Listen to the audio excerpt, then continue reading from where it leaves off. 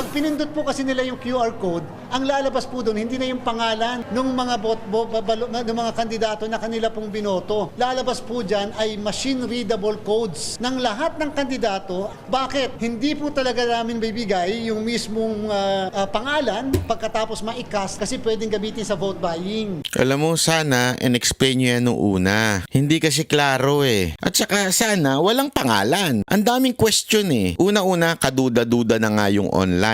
Ibig sabihin, dun pa lang sa pag-online, marami na sa ating mga kababayang OFW, medyo nagdududa na. Kasi alam naman natin, ang dali ma-hack sa Pilipinas. Eh yun yung mga government department, nahahack eh. Yan pa kaya. Eto, hindi ko sinasabing totoo. Pero yung duda na andun na. Tapos, sana man lang pinaliwanag yun nung una bago nagsimula ang botohan, hindi nyo din pinaliwanag. Tapos ngayon, mayroong ibang pangalang lalabas. Yung palusot na iba yung pangalan, bakit?